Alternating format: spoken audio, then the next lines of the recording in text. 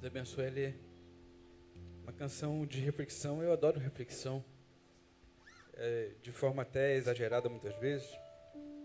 Mas essa canção que a Lê cantou agora, é uma canção que faz a gente refletir acerca da vida.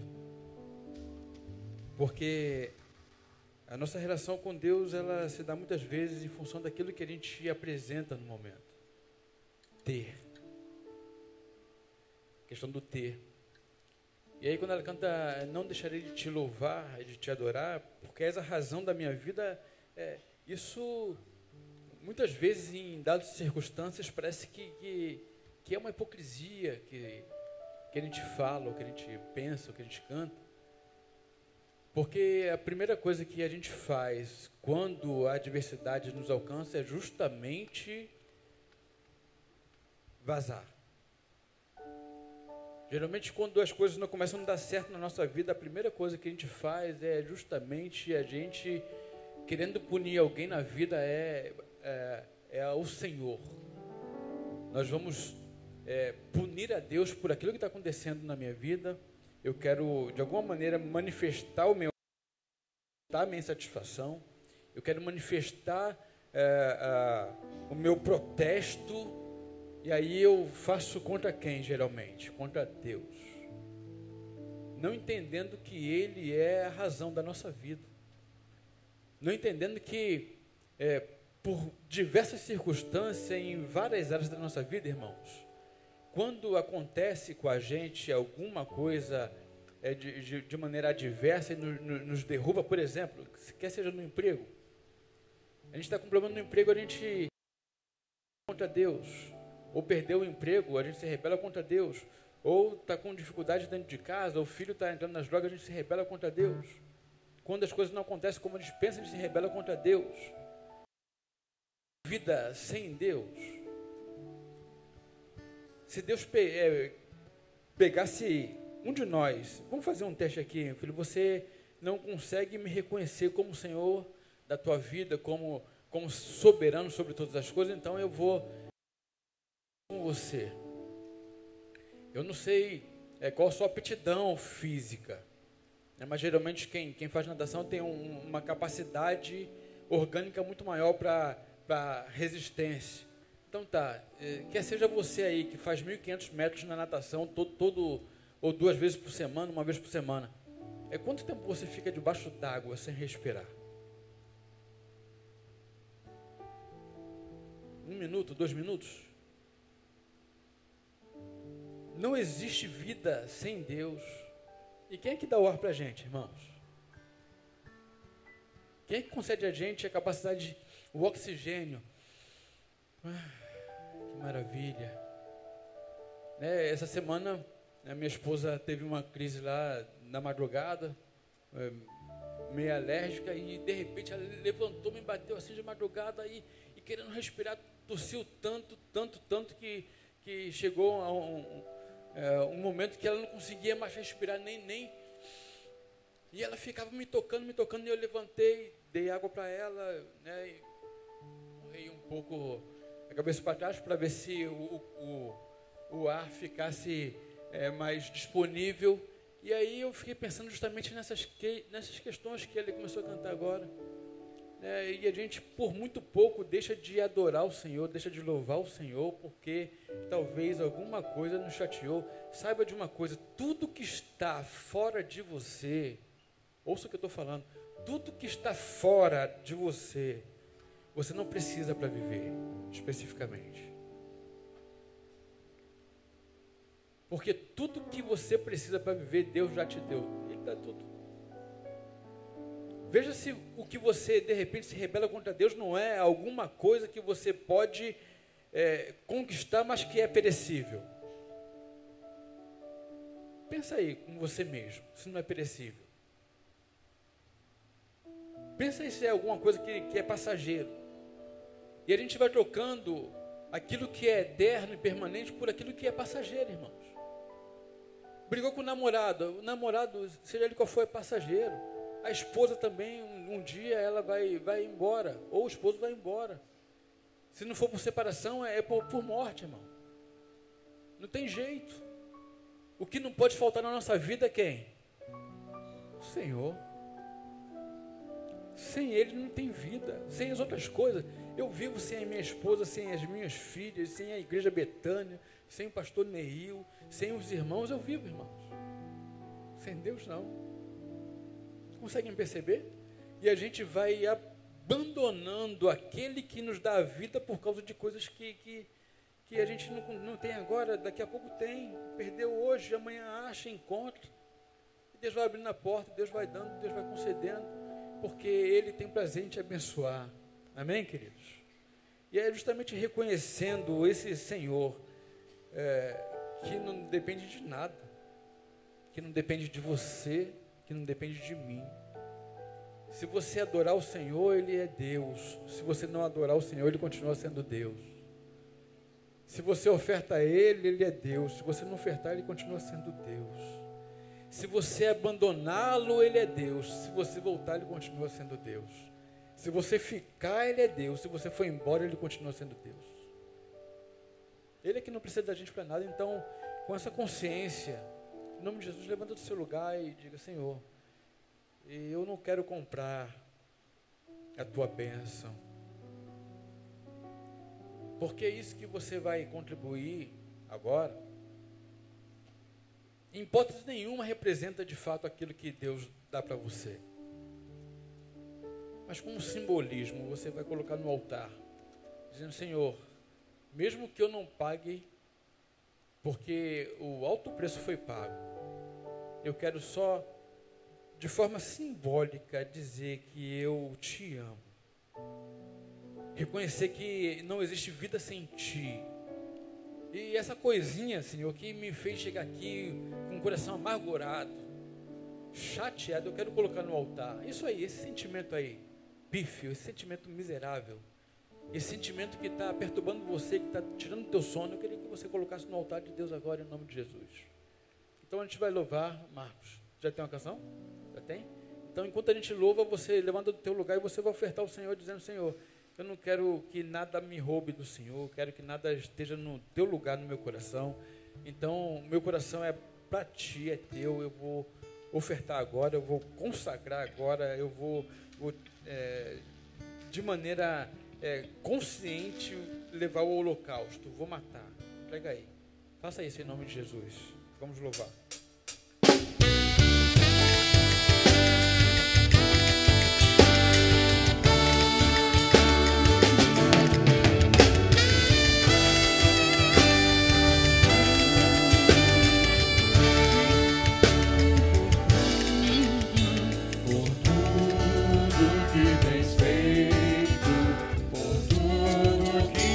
Fazer por tuas promessas e tudo que és, quero te agradecer com todo o meu ser. E por tudo que tens feito, por tudo que vais fazer, por tuas promessas e tudo que és, quero te agradecer. Declarem, as mulheres, te agradeço.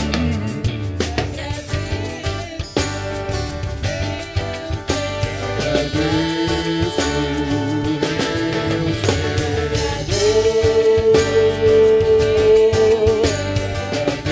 Agradeço, toda a igreja. Te agradeço por me libertar e salvar, por ter morrido em meu lugar. Te agradeço, Jesus, te agradeço,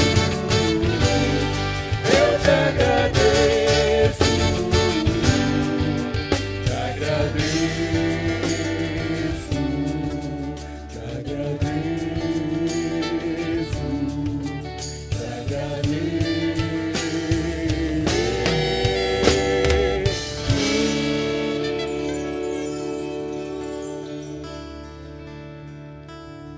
Glória a Deus. Nós vamos consagrar os dízimos e ofertas lançadas no altar, e a gente vai, nesse momento, fazer aquele período de oração. Eu queria que você se colocasse no teu lugar aí pé.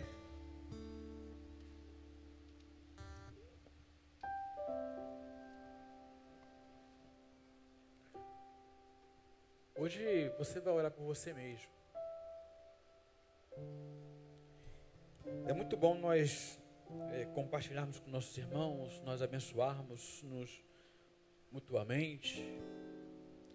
Mas muitas vezes esse momento é um momento que acontece só aqui, invariavelmente. É um momento onde a gente ora, às vezes, ou em muitos casos, né, a gente só levanta o clamor quando a gente está na igreja, nesse período de oração, onde a gente compunge os nossos sentimentos para a gente buscar o Senhor. E a gente abençoa mutuamente o outro, um ao outro, se abençoando, legal.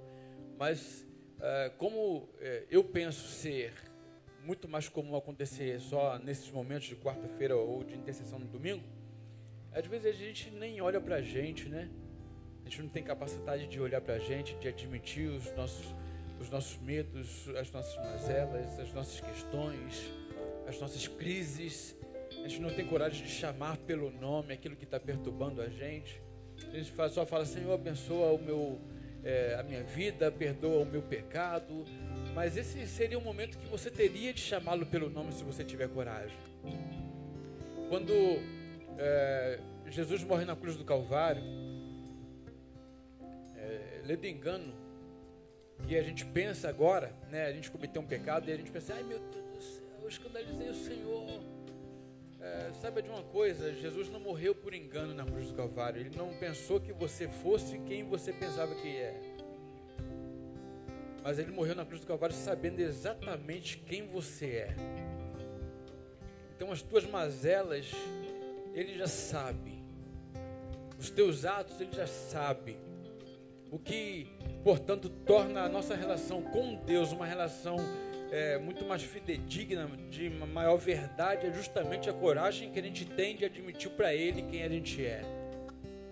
Embora não seja tão simples admitir e fazê-lo e reconhecer, mas no nível que você consegue fazer isso, eu queria dizer para você fazer. Você pode fazer isso agora? Coloca a mão no teu coração aí, chama pelo nome, isso que perturba a tua alma. Chama pelo nome, em nome de Jesus. Nós vamos cantar uma canção, já pode começar. Nós vamos profetizar sobre a nossa vida. Embora a canção diga sobre tua vida, vou profetizar. Mas você vai profetizar sobre si mesmo, em nome de Jesus. Não cale os seus lábios, embora seja uma ministração, uma auto-ministração, o Senhor pode ouvir a tua voz de alma. E você vai, em nome de Jesus, apresentar você ao Senhor, dizendo: Senhor, eu sou isso aqui, ó. Eu sou, talvez, ó Deus, alguém que ninguém mais quer ter, ninguém quer estar perto. As pessoas abriram mão de mim. As pessoas não me reconhecem mais, as pessoas não me respeitam mais. Eu sou alguém tão repugnante, talvez, para a sociedade, Senhor. Mas eu queria me colocar diante de Ti agora em nome de Jesus. Eu queria que Tu perscrutasse o meu coração. Eu queria que Tu olhasse para o fundo da minha alma e que Você pudesse fazer uma mudança, pudesse transformar a minha vida, pudesse fazer nova todas as coisas em nome de Jesus. Faça isso. Faça isso em nome de Jesus agora.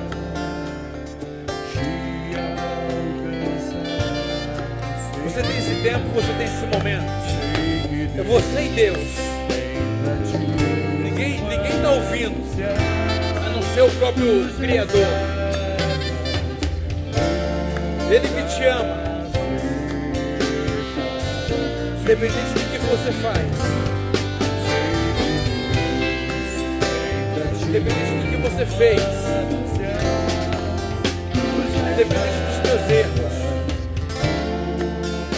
da sua escorregada, do seu tropeço, da sua queda. O Senhor ama você.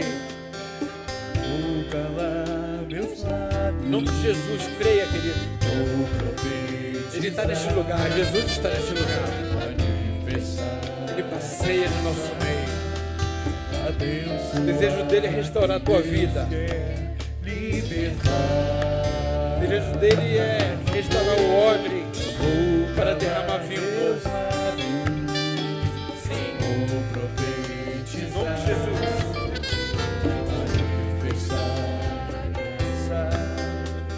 Abençoar quem Deus quer libertar. Sobre sua vida, vou profetizar. Nenhuma maldição te alcançar. Sei que Deus tem pra ti uma visão.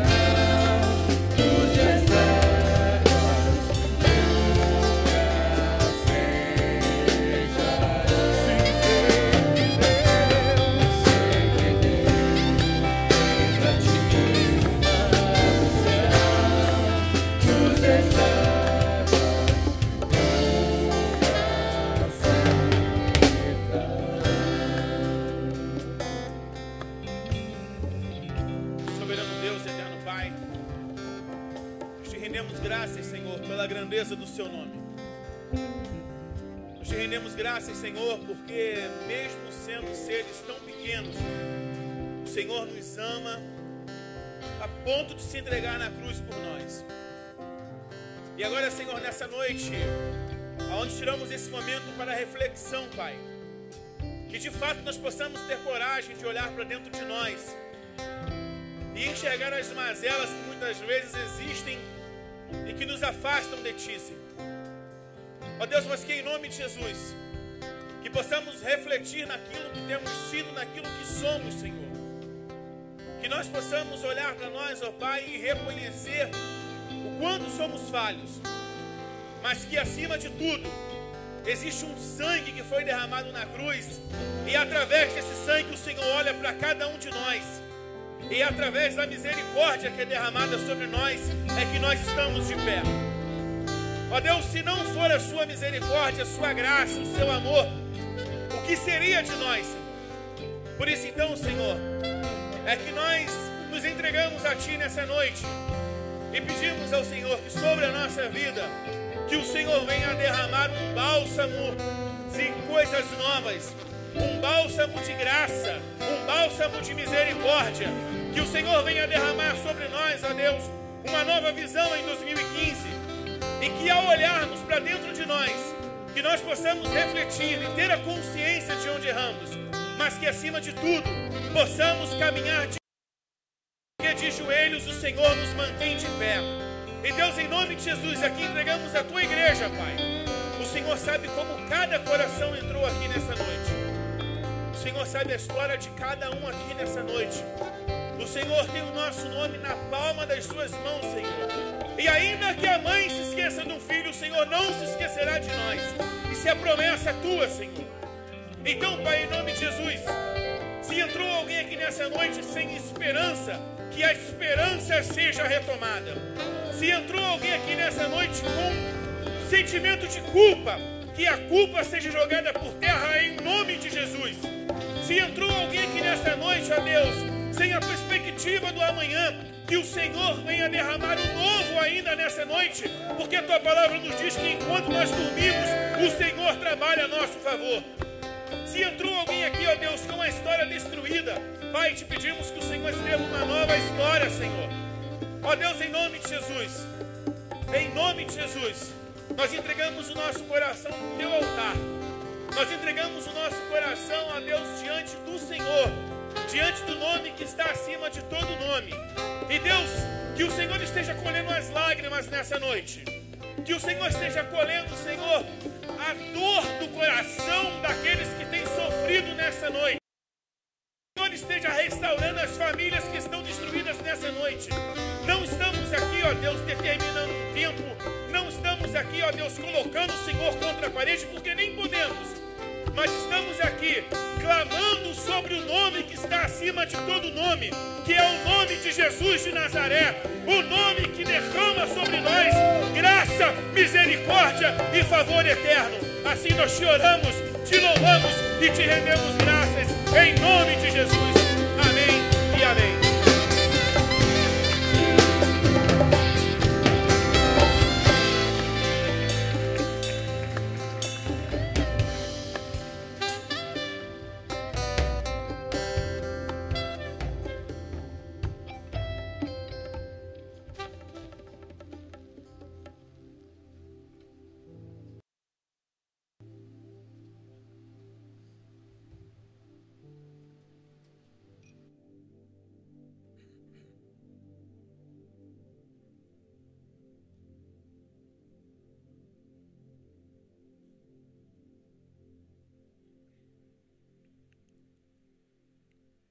Segunda quarta-feira de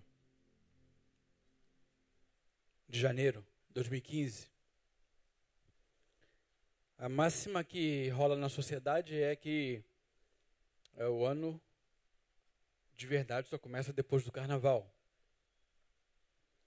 Então o país para, enquanto o carnaval não passa, quarta-feira de cinza não chega e passa, as atividades não voltam ao normal na caminhada. E quanto às igrejas, na verdade, geralmente, né, o janeiro é um período de férias também, as coisas dão uma parada. E a gente, de repente, daquilo que concerne a eclesiologia, a gente passa a pensar somente a partir de fevereiro. Muito comum. Mas a questão toda é que a vida não para. Bem, na verdade, eu queria dizer para você que a tua vida não vai esperar chegar a fevereiro para que ela comece a trazer problemas para você. De modo que a nossa história vai sendo escrita a despeito do mês que a gente está vivendo. A história vai sendo escrita no dia a dia, ontem, hoje, amanhã, e assim vai. E amanhã quando chegar do hoje, porque hoje é o dia que fez o Senhor. De modo que, o que eu queria pensar com os irmãos, geralmente eu faço isso no mês de janeiro, que é o mês de férias do pastor da igreja. Eu queria pensar um pouquinho acerca da nossa vida, aquilo que a gente vai produzindo. Porque amanhã vai ser reflexo daquilo que a gente está vivendo como hoje. E amanhã, quando for hoje, a gente vai viver daquilo que a gente chama de ontem. De modo que aquilo que a gente projeta para dezembro, né, dezembro que eu digo é o tempo dentro da cronologia máximo em termos de mês. Porque a gente vai fazendo projetos ao longo do ano e a gente já falou até algumas vezes sobre isso aqui. E a gente vai vivendo pautado nos projetos que a gente vai fazendo, e geralmente os projetos que a gente faz é mais voltado para os feriados. É ou não é? Quantos feriados tem aí, Luiz, esse ano? De modo que o povo sabe mesmo. Já pegou o calendário lá, quantos feriados tem, qual que vai cair no domingo. Meu Deus do céu, sábado não é possível. E a gente vai vivendo assim os nossos projetos. E a gente vai esperando os projetos chegarem, o tempo do projeto, para que ele seja desenvolvido. E a gente perde a capacidade de olhar para a bênção que Deus tem para a gente hoje. Quando a gente foca no projeto ou na data específica do evento X, a gente esquece de que a palavra de Deus diz que as misericórdias do Senhor se renovam cada manhã. Deus tem para mim e para você uma bênção todo dia. Só que essa bênção muitas vezes não é alcançada em função da forma como a gente se porta diante da vida. Assim acontece. Não adianta a gente esperar acontecer alguma coisa se a gente não produzir alguma coisa, ou se a gente não fizer, muitas vezes, com que essa coisa de fato venha a erro, venha a se concretizar. E aí eu estava pensando justamente no que falar hoje, o que eu posso falar para não ser tão duro, mas ser ao mesmo tempo relevante para uma quarta-feira como essa. levar a reflexão, pensar na vida, pensar no projeto. E aí se dá exatamente naquilo que a gente é como igreja e aquilo que a gente é como cidadão, como indivíduo, como entendimento de evangelho, como produção que a gente faz na nossa caminhada. E aí Deus me deu essa palavra que tem, ao longo da semana, mexido comigo. 1 Coríntios, capítulo 3.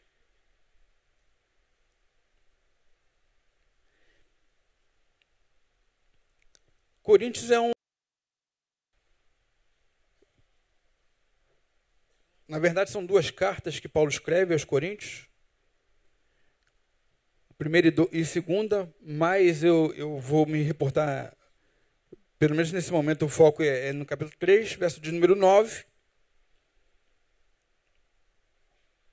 Mas o contexto da igreja de Corinto, quero crer e torço muito para que esse contexto não seja a tua realidade.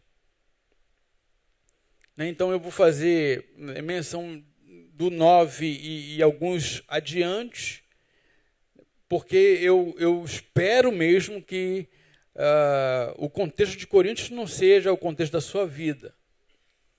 Coríntios era uma igreja exacerbadamente problemática. Era um povo que era menino mesmo. Quando Paulo escreve aos Coríntios, ele vai dizer: eu queria vos escrever, queria dizer coisas muito mais profundas para vocês, mas porque vocês eram meninos não foi possível dar alimento sólido. E a gente olha para a criança exatamente assim, né?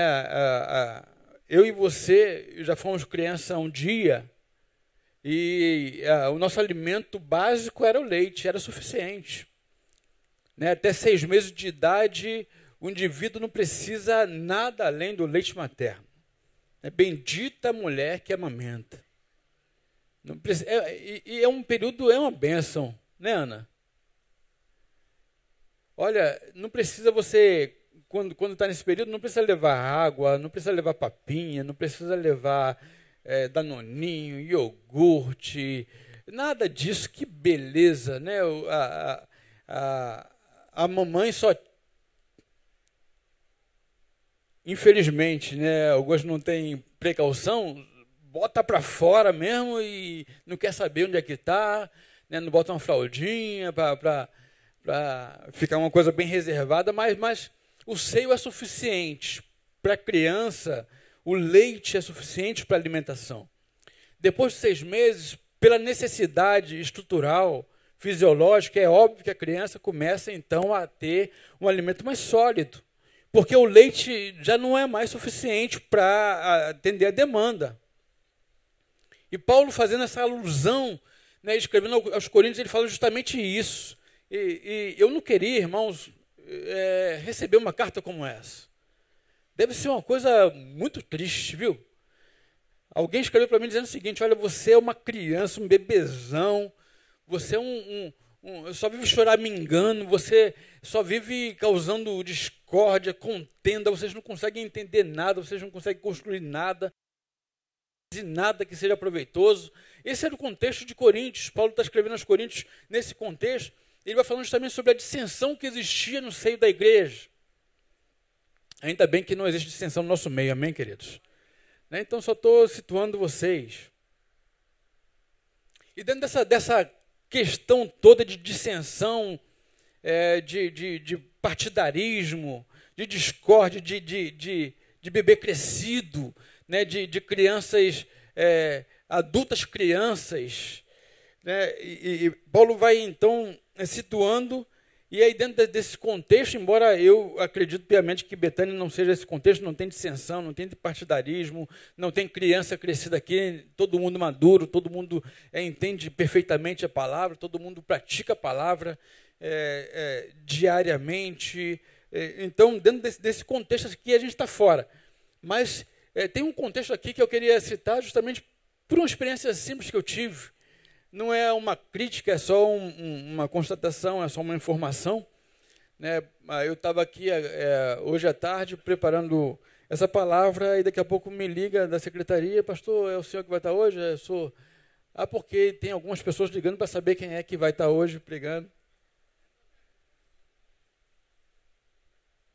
Tem nada a ver com Coríntios, irmão. E é justamente esse contexto aqui que Paulo está falando. Já estava nesse texto, viu? Não foi por causa disso, não. Eu estava preparando já essa palavra. Embora não vá falar sobre agricultura, sobre lavoura, que o versículo 9 que eu vou me fixar inicialmente, ele fala sobre as duas coisas, sobre lavoura e sobre arquitetura. Né? Mas um pouquinho antes, eu sou de Paulo, não, eu sou de Apolo, não, eu sou de Cefas, e aquela briga toda. É óbvio, irmãos, que dentro de uma comunidade existem sempre a capacidade nossa, indivíduo, ser humano, de identificação. Existe sempre uma predileção acerca de alguém. Tem gente e é a maioria, obviamente, porque quem mais ministra aqui, quem é o pastor da igreja, né? Mas Neil, se Neil não tiver, não vem.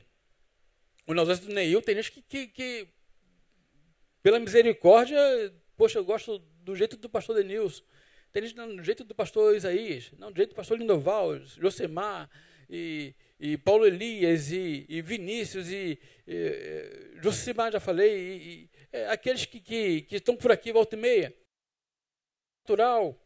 Né? Ainda bem que eles têm uma diversidade de pessoas que ministram de maneira peculiar, mas e o problema não está justamente nessa predileção acerca de A, B ou C, como estava o pessoal em Coríntios. O problema está, a partir daí, o que se torna.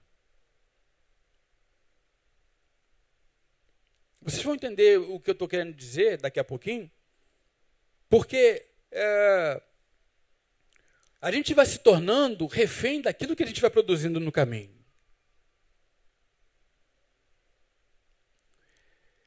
A gente tem que entender qual é o nosso contexto em termos, quando a gente fala acerca de reino de Deus. Você ter afinidade, predileção não é o problema. O problema é o que se produz a partir daí, porque quando a gente adoece em função de essas questões, a gente para de ouvir a voz de Deus se não for aquele por quem eu tenho afinidade.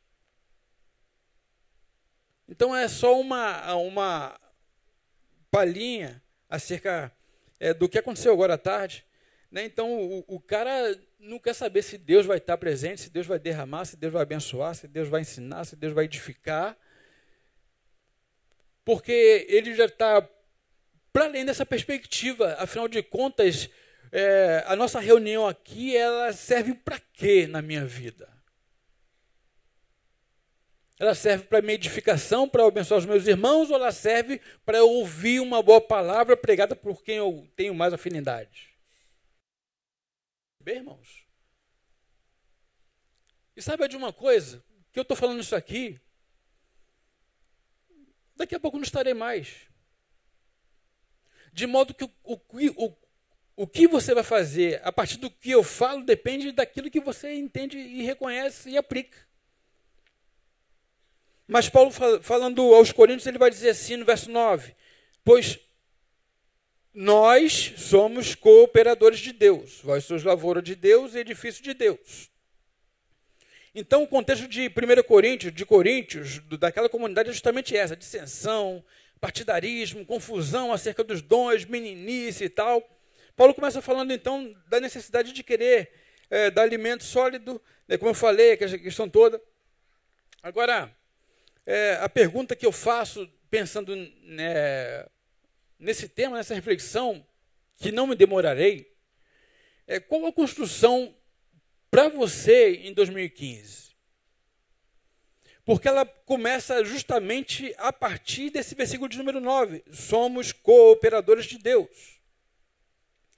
Aí, se nós pararmos para analisar esse versículo, somos cooperadores de Deus. Nós somos o quê, irmãos? Hã? O que diz o versículo número 9? Nós somos? Vamos juntos? Nós somos cooperadores de Deus. Esse verso ele me ensina logo de cara. eu e você somos cooperadores de Deus. Se nós somos cooperadores de Deus, logo quem é o operador? Hã? Quem opera em nós, tanto querer quanto efetuar é Deus, irmãos. Dentro dessa perspectiva, portanto, mesmo que eu seja um cooperador, para que exista um cooperador, eu sou cooperador, Denilson é cooperador. Você é um cooperador, amém? Você é um cooperador, você está dizendo que é. Então, se você é um cooperador, você, portanto, é alguém que opera com. Logo, quando você é um cooperador, você opera com, existe alguém que é o operador, é o principal, é Deus. Eu estou falando isso porque, geralmente, o que vai, ao longo da caminhada desse ano, cansando a gente pelo nosso caminho, é justamente a capacidade de nós entendermos que nós somos cooperadores e não operadores. O que muito nos entristece, o que muito nos abate ao longo da nossa caminhada cristã, é justamente a capacidade de nós não entendermos que é Deus quem vai fazendo as coisas, é Deus quem opera. É Deus quem convence o homem do pecado, da justiça e do juízo. Não sou eu, irmãos. E aí a gente começa numa labuta. Você quer converter alguém, ou quer ver alguém convertido na sua casa, melhor dizendo. A palavra é essa, você quer ver alguém convertido, mas a gente entende que a gente quer converter alguém. E a gente entra nessa labuta de converter alguém. A gente começa a perturbar, encher o saco, bater e azucrinar a cabeça daqueles que a gente entende que não tem Deus. A gente começa a ser chato pra caramba ao longo do nosso caminho. Tem alguém na sua casa, ou amigo seu, que não é crente? Tem alguém? Tem. Você quer trazer para a igreja? Você quer que ele se converta também? Está errado não, irmão. O erro se dá exatamente a partir do momento que a gente pensa que sou eu que tenho que convencer o camarada a ir para a igreja. O problema se dá exatamente quando eu penso que a minha avó, a minha tia, o meu marido, o meu filho, o papagaio ou o cachorro, o periquito, não se converteu porque eu estou falhando.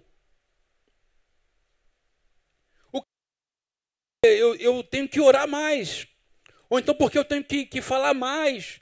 Eu tenho que ser mais chato, tenho que perturbar. E, na verdade, quando eu entendo que eu sou cooperador, existe alguém que opera. Alguém que faz. E esse alguém é Deus. Eu queria que você, com essa palavra, descansasse o teu coração. Porque se é Ele quem convence o homem do pecado, da justiça e do juízo, é Ele quem converte também, é Ele quem salva. Amém, queridos?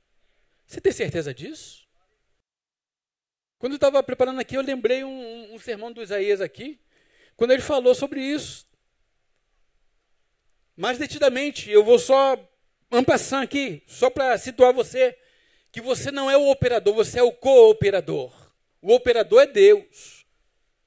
O nosso entendimento de relação com a divindade se dá exatamente nessa dinâmica. Eu sou aquele que estou auxiliando, eu estou tendo o privilégio de ser usado. Eu estou tendo o privilégio de ser alguém que seja canal. Eu sou o cooperador, porque o operador é o Pai Celestial.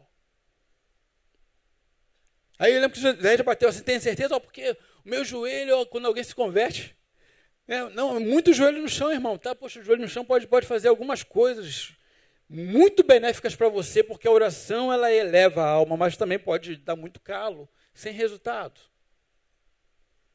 Porque o joelho no chão não é, na verdade, garantia de alguém se converter. Quem convence o homem do pecado, da justiça e do juízo é Deus, o Espírito Santo, o operador. Descansa o teu coração, irmãos. O operador não é você. Então não traga esse jugo sobre você, não traga esse peso sobre você. Trafegue 2015 de maneira mais leve, sabendo qual é a sua responsabilidade, não trazendo uma responsabilidade exacerbada sobre ti, que pesa demais. Achar que tudo vai acontecer porque eu vou ter que operar, e não é, o operador é Deus, você é o cooperador. Ok? Beleza. Nós somos, portanto, cooperadores.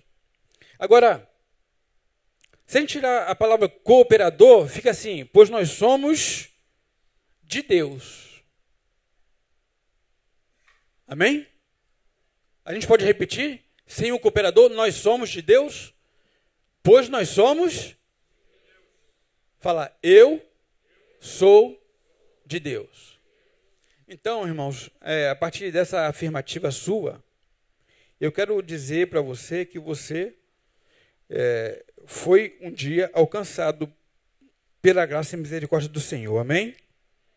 Amém. Muito bem, você é de Deus. Não existe ninguém na casa do Senhor que um dia se converteu, passou a fazer parte da comunidade e que não tenha recebido do Senhor, portanto, a responsabilidade de fazer alguma coisa em prol do reino a partir do momento que ele te recebe o dom espiritual. Você é de Deus? Amém? Então aqui vai a pergunta. Olha o que diz o texto aqui, ó. No verso de número 4 a 7 do capítulo de 1 Coríntios. Mesmo livro, a mesma carta, mas no capítulo 12, no verso 4 e 7.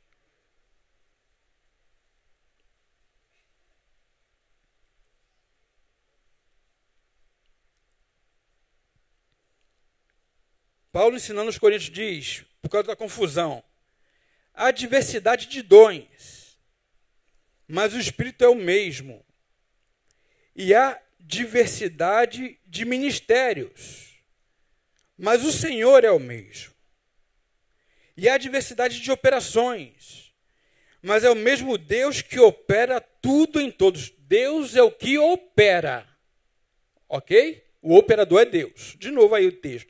Deus é quem opera tudo em todos. A manifestação do Espírito é dada a cada um para o que for útil.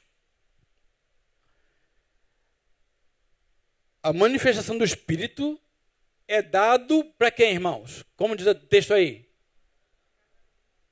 Para cada um. Então, vamos colocar o seguinte, a manifestação do Espírito é dada para mim. Pode dizer isso? A manifestação do Espírito é dada para mim. Aí a pergunta que não quer calar.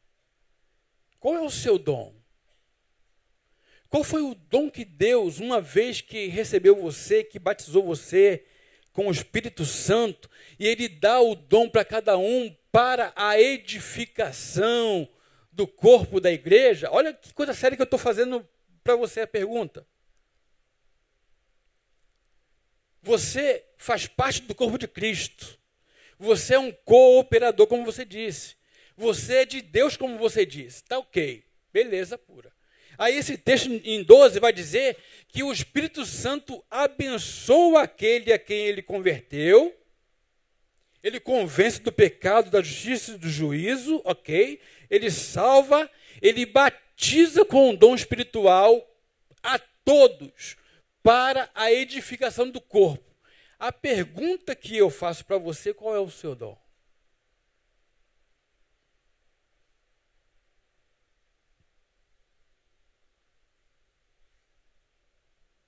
Na sequência do capítulo 12, tem alguns dons relatados aí. Mas o que eu quero fazer para você, e aqui eu queria que você refletisse, porque a gente entra na igreja e a gente gosta da palavra, a gente gosta dos cânticos, a gente gosta da comunhão, a gente gosta de ouvir, gosta de aprender, tabernáculo, igreja falada. Caraca, dá um orgulho fora do comum ser de Betânia, ok, beleza, é verdade, eu também sinto tudo isso. Mas o que eu fico pensando toda vez que eu venho aqui, irmão, e olhando para dentro de mim, é o que eu estou fazendo aqui neste lugar. Produzindo o quê? Abençoando quem? Porque Deus já me capacitou para fazer isso. Através do meu dom. E qual é o meu dom? Eu tenho que procurar, irmão. Veja se a nossa rotina anual, de década, seja lá o tempo que for, não é justamente nada igual a isso. Veja se a gente não vem para a igreja, a gente se converte, a gente aprende a sentar e ouvir. Quarta-feira, domingo de manhã, domingo à noite, vai para casa, e quarta-feira, domingo de manhã, domingo à noite. Quando, na verdade, o que Paulo está dizendo para os coríntios aqui é o seguinte: você tem uma responsabilidade. Você mesmo afirmou que você é de Deus. Está ok. Se você é de Deus, você tem um dom, dado por Ele mesmo. Ok, beleza. Mas qual é o seu dom? E qual é o uso que você faz desse dom? Onde é que você aplica esse dom? A quem você alcança com esse dom? Qual é o contexto que você transforma com esse dom? Qual é o contexto que você modifica com o dom que Deus te deu? Deus deu um dom a você. O que você está fazendo com isso? Anos, 20 anos, 50 anos, não sabe qual é o dom, irmão. Porque a tendência natural é a gente se tornar espectador. A tendência natural nos dias de hoje é a gente só ouvir uma boa palavra, quando não é boa palavra a gente sai dizendo que foi ruim. O culto foi meia boca. Quando na verdade, talvez aqueles que estejam daqui está justamente exercitando o dom que lhes foi dado. Mas o dom que você recebeu, o que você faz dele? O dom de misericórdia, o dom de cura, o dom de pastoreio. Esses dons aí que a gente pode ver, dom de discernimento, operação de milagres, variedade de línguas, palavra de ciência. O que você está fazendo com o teu dom? O dom que Deus deu para você? O que Deus deu para você? O que Deus derramou para você?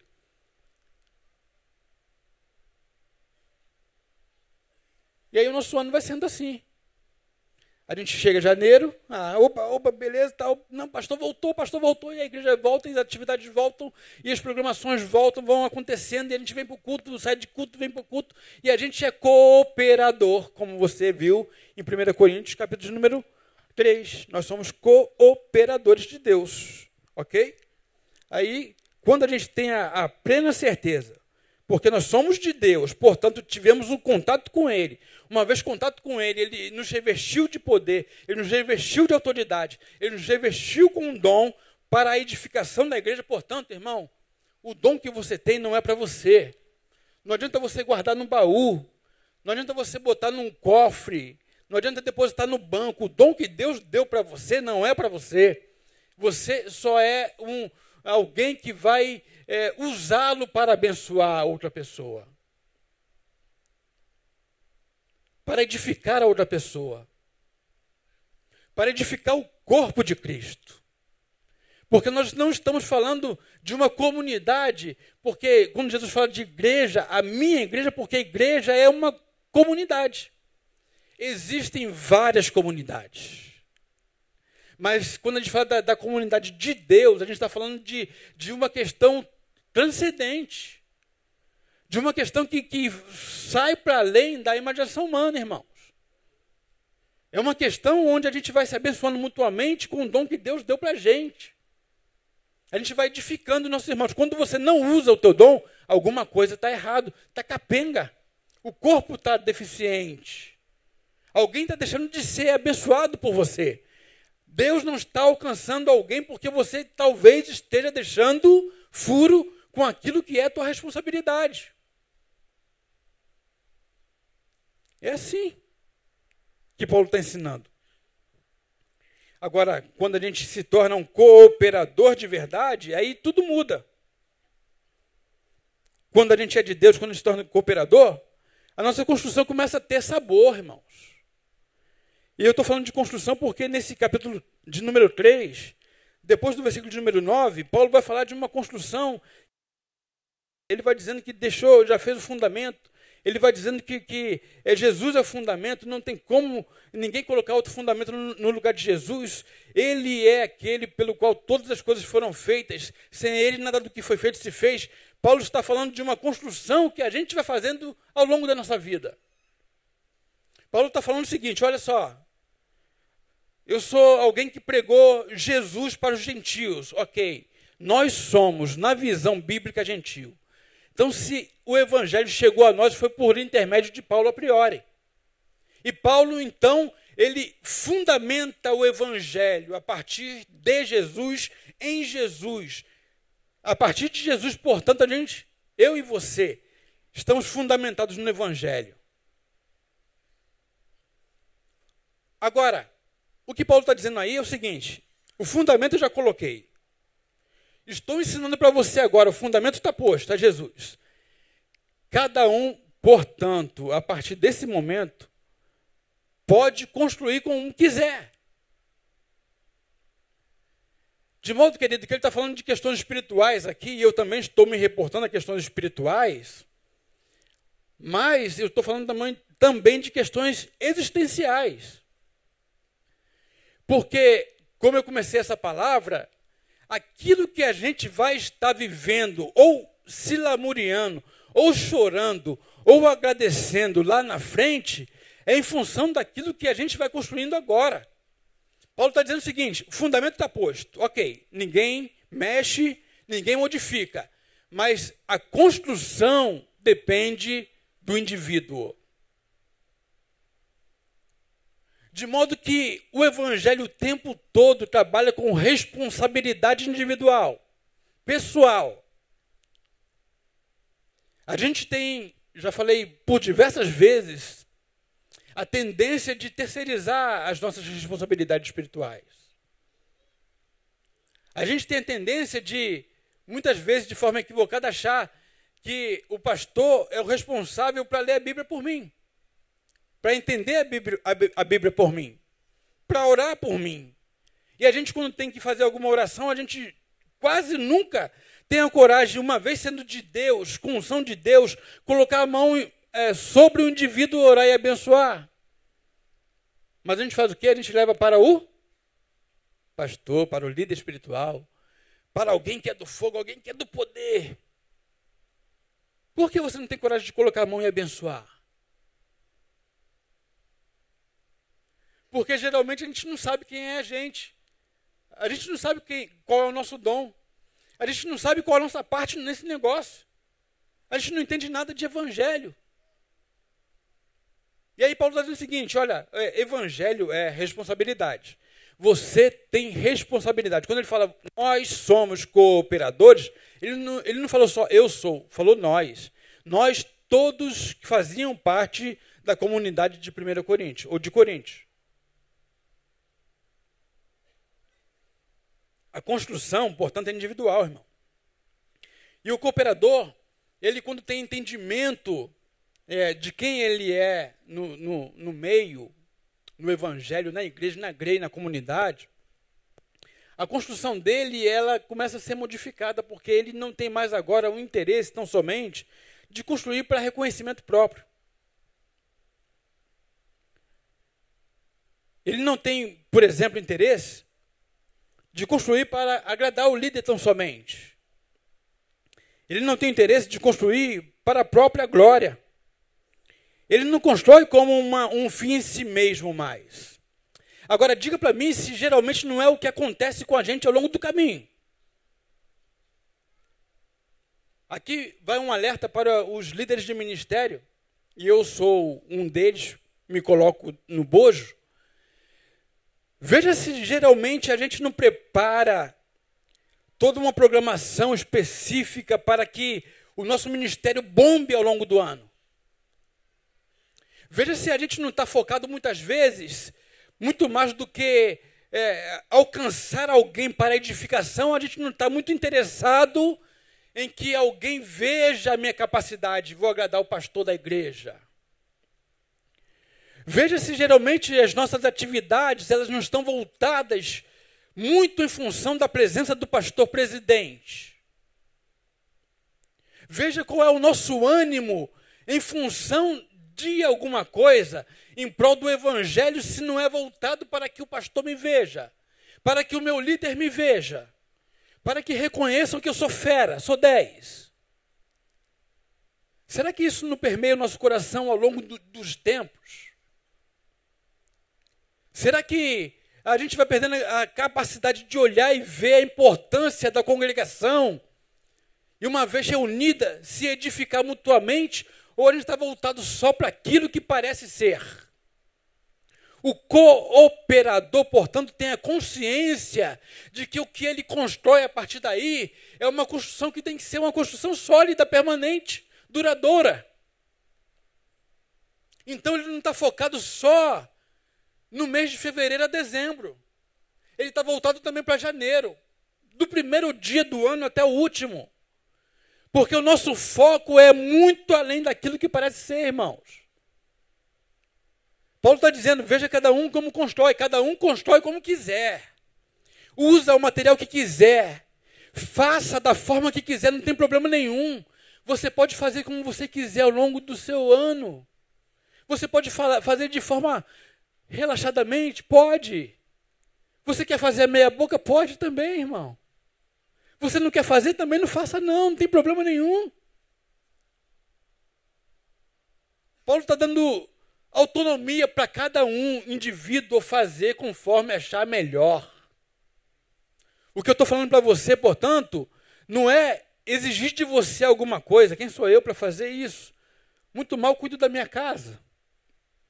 O que eu estou alertando você daqui, logo no início desse ano, é aquilo que você vai ter ao longo do ano, depende muito daquilo que você produz como construção no seu fundamento.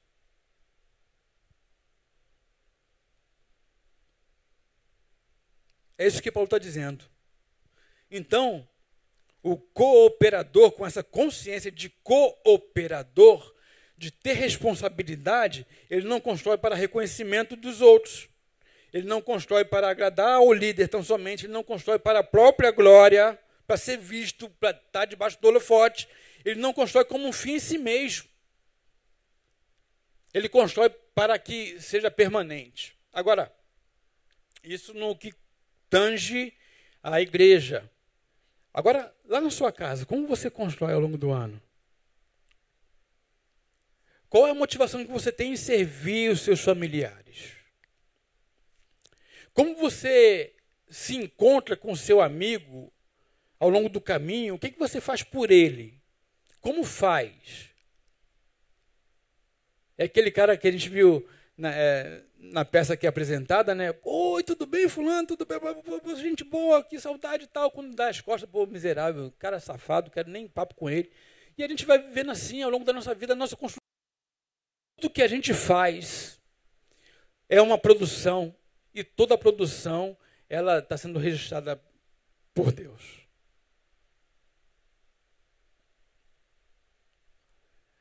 Agora, isso é tão sério que eu estou falando, tão sério, tão sério.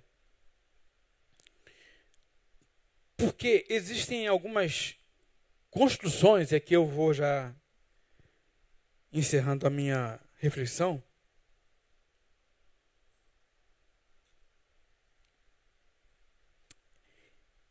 que Paulo vai falar sobre elas, ele diz assim, ó. E se alguém sobre este fundamento levantar um edifício de ouro, prata, pedras preciosas, madeira, feno, palha, ele vai colocando várias formas de se construir, de várias maneiras, de material que a gente vai conduzindo ao longo da nossa vida, a gente vai colocando... já viu aquela construção que é só para o cara vender? Você entra na casa, daqui a pouco o reboco está solto, o piso está solto, o vaso está vazando, né? A porta está caindo. São construções que a gente vai fazendo que a gente danifica e a gente prejudica alguém. Aí Paulo está dizendo o seguinte, olha, você vai usando esse material que você quiser. Você pode fazer a tua construção com coisa preciosa, que seja genuína, que seja nobre, com pedras nobres, com peças nobres, ou você pode fazer de papel, ou você pode fazer de palha, ou você pode fazer de madeira. Você quem vai fazer. Olha o que Paulo está dizendo. Levantar um edifício de ouro, prata, pedras preciosas, madeiras, feno, palha. A obra de cada um se manifestará. Ele está dizendo o seguinte, que tudo que a gente faz, em dado momento, virá à tona. Não terá como ficar escondido aquilo que a gente faz de qualquer maneira. Não é tigre, você não usa tigre, vai arrebentar a parede, depois você vai ter que tirar o reboco para consertar, não tem jeito. Ele está falando o seguinte, olha só, a obra que você está fazendo, em algum momento ela vai se manifestar. Agora, olha o pior de tudo. Porque o dia demonstrará. Ele está falando do juízo final. A gente não vai entrar aí, pelo menos hoje. Pelo fogo será revelada, e o fogo provará qual seja a obra de cada um. De cada um. Não está falando da Igreja Batista Betânia. O que Deus, quando Ele se manifesta, quando Ele for provar a obra, não será a obra da igreja. Instituição não presta conta para Deus. Não será a Igreja Batista Betânia que estará diante do Senhor naquele dia. Será você. Porque Ele vai chamar pelo nome. A obra de cada um, de cada indivíduo, um por um, e você vai apresentar as suas mãos, as suas obras para Ele. E o texto está dizendo o seguinte, a obra de cada um será provada.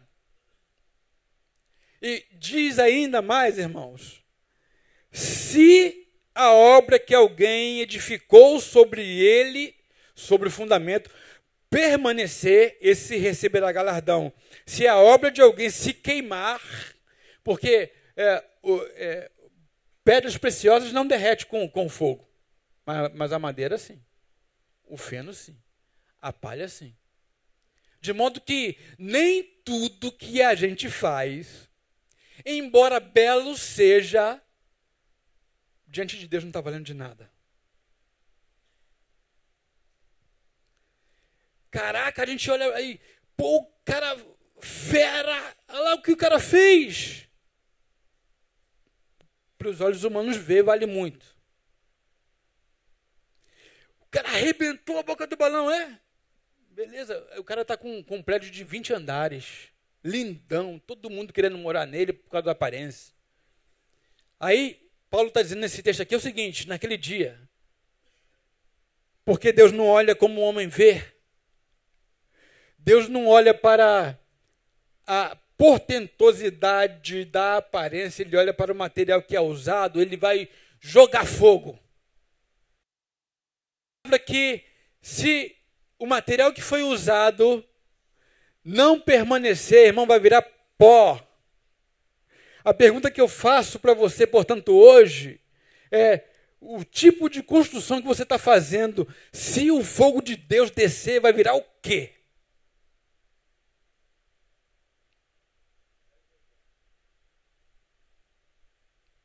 Quando você olha para a sua construção, portanto, o que você imagina se Deus provasse agora a tua construção?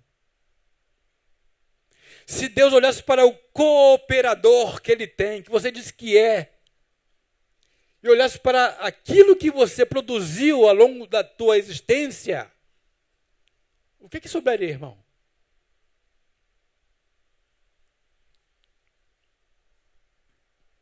Portanto, a minha palavra de reflexão nessa noite é justamente, eu acho que vale a pena a gente pensar se está valendo a pena a forma como a gente está vivendo ao longo desses dias, brincando de ser crente.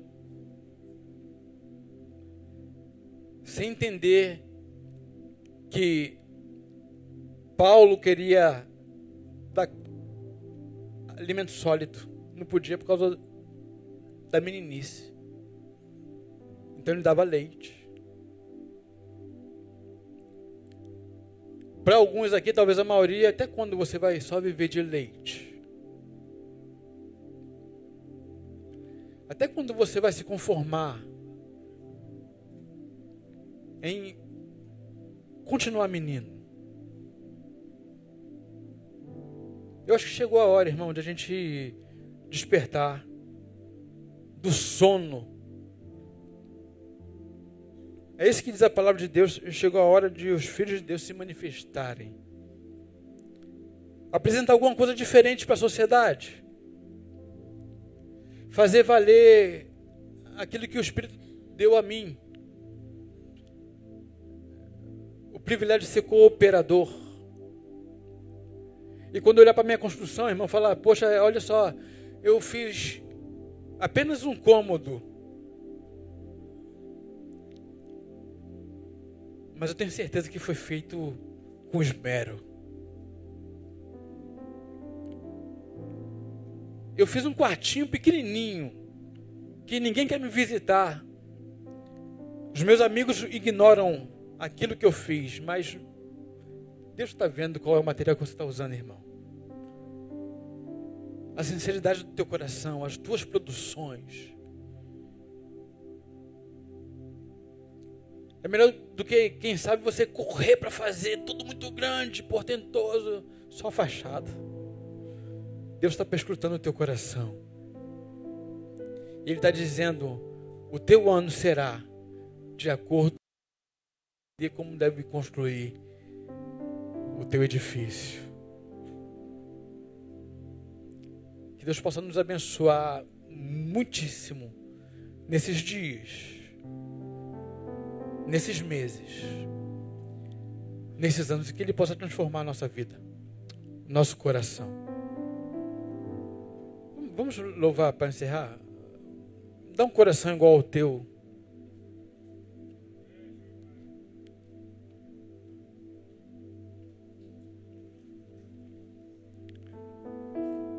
É essa a palavra dessa noite.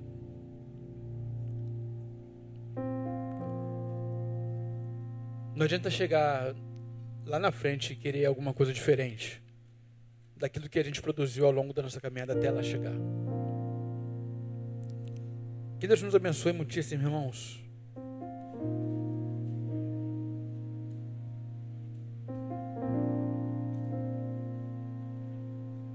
Que faça de nós verdadeiros adoradores, homens, mulheres de Deus, varões e varoas valorosas, compenetrados com sua palavra, envolvidos com o seu reino, cooperadores de Deus.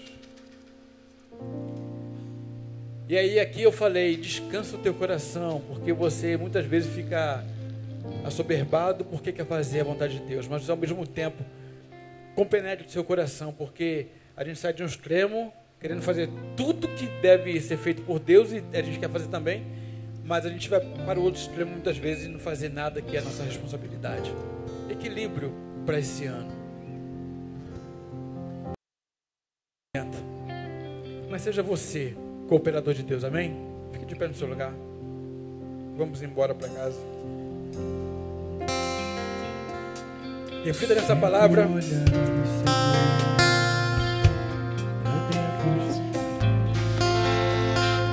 Uma palavra,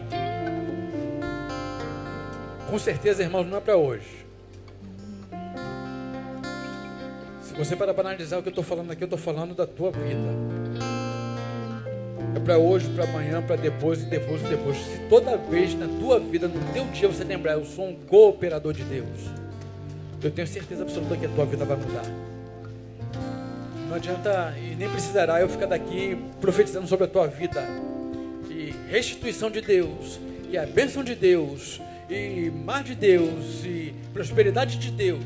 Se você mudar a sua postura, entender que você é um cooperador, você não vai precisar disso, porque naturalmente essas coisas te alcançarão.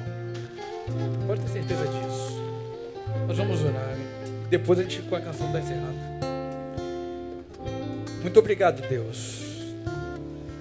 Operador, que opera o querer e o efetuar, que opera todas as coisas. convence o homem do pecado, da justiça e do juízo. Muito obrigado, Senhor, por tua palavra nessa noite, com a plena certeza que tu operastes na vida de cada um dos que aqui se fizeram presentes. Muito obrigado por tua fidelidade, muito obrigado por teu amor, por tua graça, que foi por tua graça que nós nos tornamos cooperadores. Obrigado, Senhor, pelo privilégio de ser um cooperador teu, de ser usado por ti, de ser teu parceiro nesse negócio, de ser parceiro do Senhor. Muito obrigado, Pai. Me ajude a ter essa consciência. Me ajude também, ó Deus, uma vez que olho para a minha vida, entender que as minhas construções se darão exatamente de acordo com o entendimento que eu tenho do teu reino. Sim, Deus, abençoe meu irmãozinho, capacita ele no dia a dia, capacita ele para ser o servo do Senhor, nos lugares mais humildes, nos lugares mais portentosos, em nome de Jesus, que tu sejas glorificado, Deus. Ó Deus, que os meus irmãos não se impressionem com a aparência, não se impressionem com as produções humanas, não se impressione com as atividades, não se impressione com os eventos tão somente, mas com aquilo que é produzido através destas coisas. Se uma vez elas produzem vida, Pai, que tu sejas glorificado em cada um desses eventos. Se não produzem vida, tira de nós em nome de Jesus. Nos livra dessas amarras, nos livra desses enganos, nos livra, Deus, dessas mentiras em nome de Jesus. Nós queremos viver para o Senhor, nós queremos viver para a tua glória, e nós queremos viver, Deus, para que os nossos irmãos sejam edificados em cada tempo, em cada vez que eu cruzar com o irmão aqui presente, que seja para ajudá-lo a ser edificado em nome de Jesus.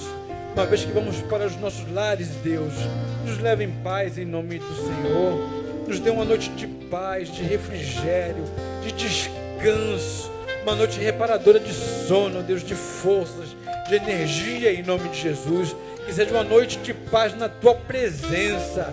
Nós deitaremos e dormiremos, porque o Senhor nos sustentará, e uma vez mais terá estado conosco. Muito obrigado por tua fidelidade, ó Deus, porque enquanto nós dormimos, o Senhor nos abençoa. Muito obrigado. Em nome de Jesus. Amém. Amém. Deus nos abençoe, queridos. Até domingo. Se tu olhar, Senhor, pra dentro de mim, nada encontrarás.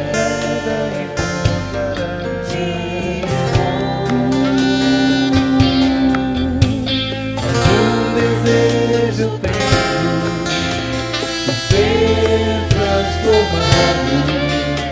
Preciso tanto do teu perdão, dá um novo coração. Se tu olhares, Senhor, pra dentro de mim,